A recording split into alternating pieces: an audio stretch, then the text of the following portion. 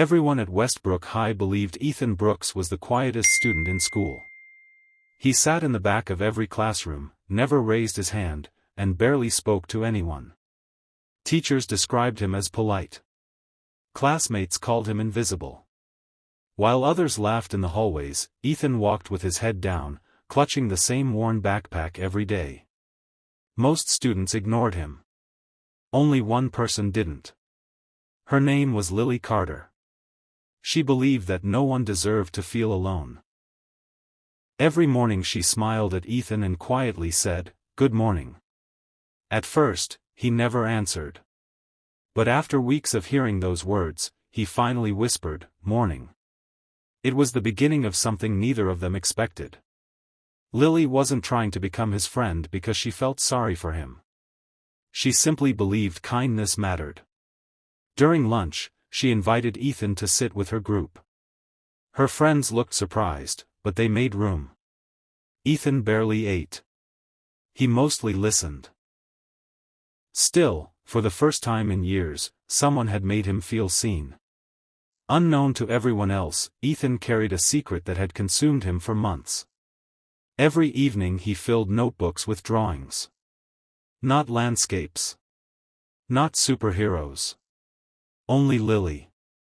He drew her walking through school, reading in the library, smiling in class, even standing at her locker. The walls of his bedroom were covered with sketches of her face. He had memorized her daily routine, the books she borrowed, and even the songs she hummed while waiting for the bus.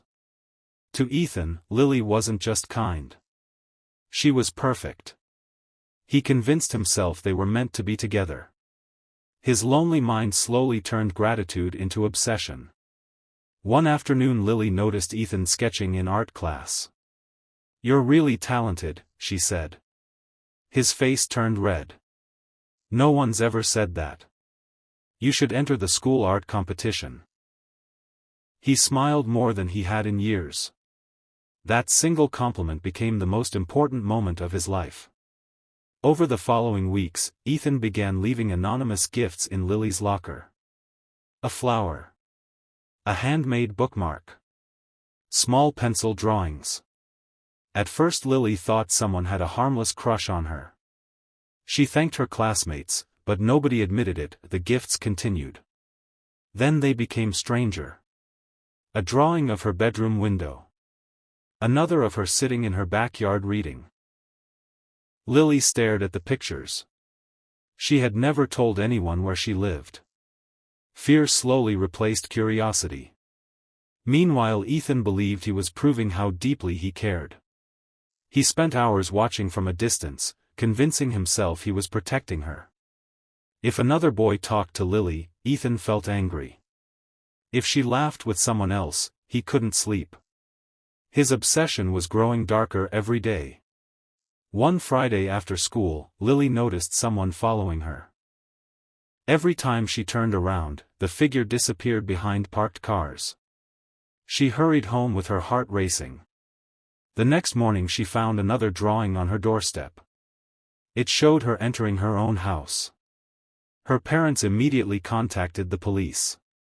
The officers found no fingerprints. At school rumors spread quickly. Students whispered about a stalker. Lily became frightened of walking alone. She stopped smiling as often. Seeing her fear confused Ethan. "I'm protecting her," he whispered to himself. "Why is she scared?" A week later the principal announced that security cameras had been installed around campus. Ethan panicked. That evening he gathered every notebook filled with Lily's drawings. He couldn't bring himself to destroy them.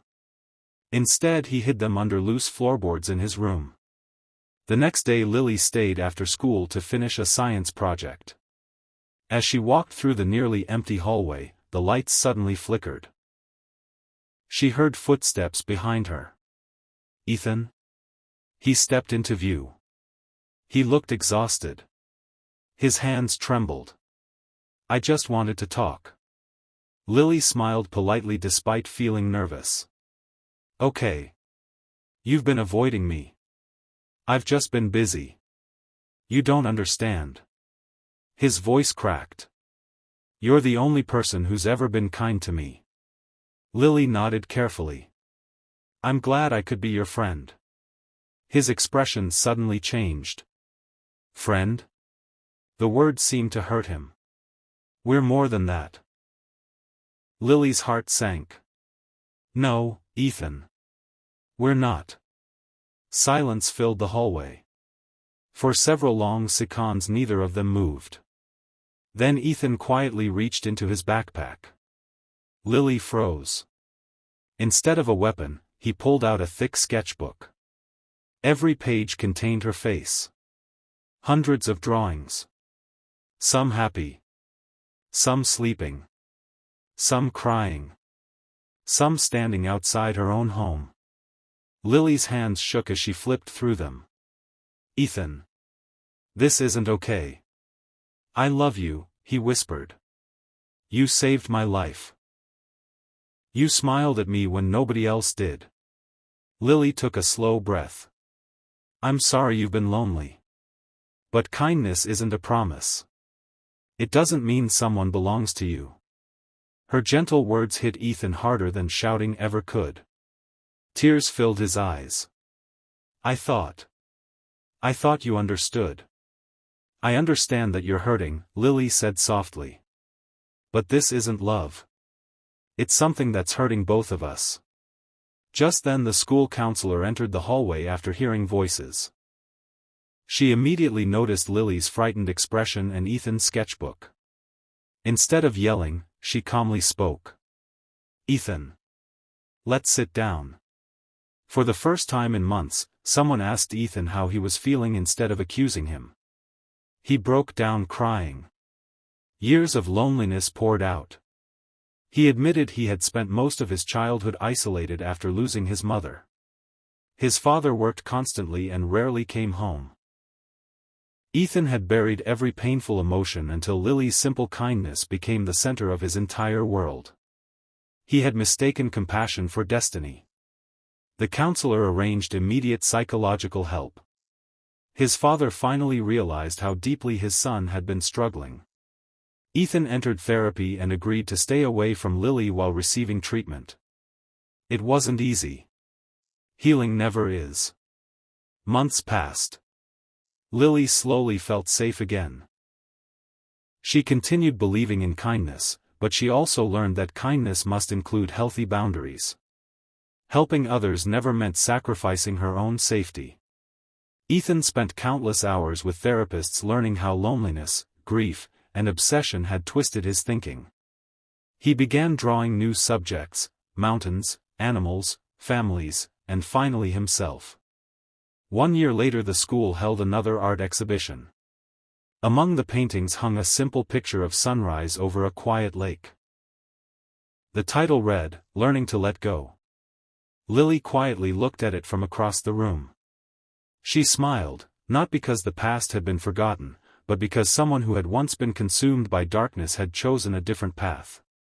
The quiet student had carried a dangerous obsession, but genuine kindness, honest truth, professional help, and the courage to change proved that even the darkest hearts can begin healing when they finally face reality instead of hiding from it.